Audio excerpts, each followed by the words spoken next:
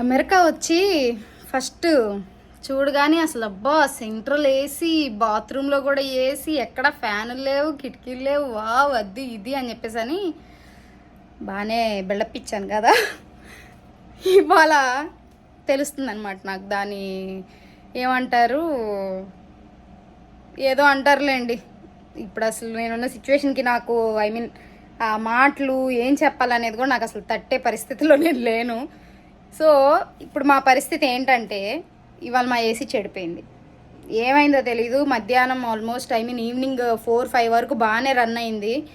మేము తర్వాత కొంచెం అలాగా ఆఫ్ చేసి బాగా చలిగా అయిపోయింది, 70-65కి వచ్చేసింది అని చెప్పేసి అని కొంచెం ఒక 10 minutes ఆఫ్ చేసి మళ్ళీ ఆన్ చేసామా, అప్పటి నుంచి అది ఇంకా టెంపరేచర్ ఇంకా ఎక్కువ చేస్తుంది అనమాట. హ్యూమిడిటీ అంతా ఒక్కగా చెమటలు పడతా అసలు అబ్బో ఎట్లుందో లేండి మా పరిస్థితి అయితే. తీరా ఎందుకు ఇట్లుందని చెప్పేసి అని మేము అప్పటికే ఏదో పని చేసుకుంటే మేము అసలు అబ్జర్వ్ కూడా చేయలేదు చాలాసేపు నిజానికి. తర్వాత ఇంకా వేడిగా అయిపోతుంది అని చెప్పేసి అది 90 degreesకి వెళ్ళాక మేము అర్థం చేసుకుంది ఏంటంటే ఏసీ చెడిపోయింది అనమాట.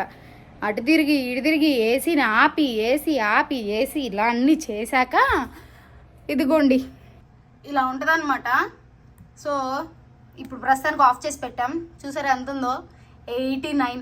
లిటరలీ ఈవినింగ్ 6 నుంచి అది 89లోనే ఉంది.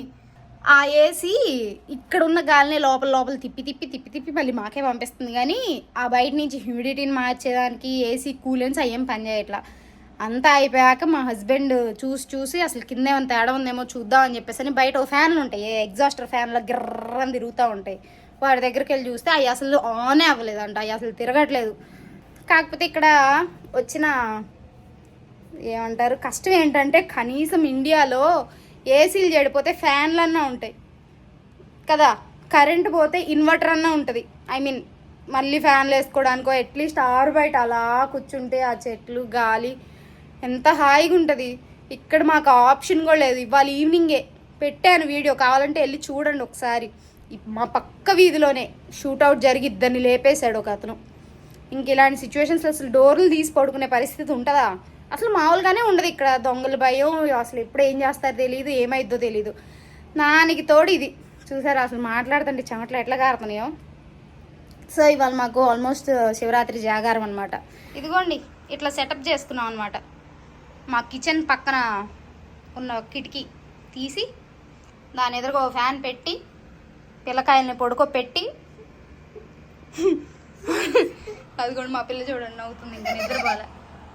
రోజు 9 కల్లా స్లీప్ గట్టిగా వేసేవాళ్ళు. ఈ చిన్న పాపకు కూడా నేను చిన్నప్పుడు గుర్తుందా, అట్టపెట్టలు పెట్టి ఇట్లా ఊపుకుంటే గాలి వచ్చేది. ఇప్పుడు దాకా అట్టు ఊపితే నిద్రపోయింది. ఇప్పుడే ఇంకా ఫ్యాన్ తెచ్చి ఇక్కడ సెట్ చేస్తామన్నమాట, ఇట్లా అవ్వదులే అని చెప్పేసి అని. అసలు ఇక్కడ కనీసం ఒక ఫ్యాన్ లేదు, హాల్లో ఫ్యాన్ లేదు, ఎక్కడ ఒక ఫ్యాన్ కూడా లేదండి. ఆ బెడ్రూమ్లో కావాలి ఒక ఫ్యాన్ ఉంది. ఆ ఫ్యాన్ కూడా అసలు తిరుగుతున్నానంటే ఏదో పర్లేదు, నన్ను వీళ్ళు తిరుగుతున్నా పని చేస్తున్నా అనుకోవాలి కాబట్టి తిరుగుతాను అన్నట్టు అలా తిరుగుతూ ఉంటుంది. మీరన్నా ప్రశాంతంగా నిద్రపోండి. Good night, bye. Good night. మాకు మాత్రం గుడ్ నైట్ కాదు, ఇది వెరీ వెరీ బ్యాడ్ నైట్లా ఉంది. ఓకే అండి, థ్యాంక్స్ ఫర్ వాచింగ్. మీకు మా ఈ అప్డేట్స్ కనుక నచ్చినట్లయితే మా ఛానల్కి సబ్స్క్రైబ్ చేసుకోండి. అలాగే ఆ గంటని డింగ్ అని అలా కొట్టండి, నోటిఫికేషన్స్ ఇలా వచ్చేస్తాయి, వీడియోస్ అన్నీ మీరు చూసేయచ్చు. Thanks for watching.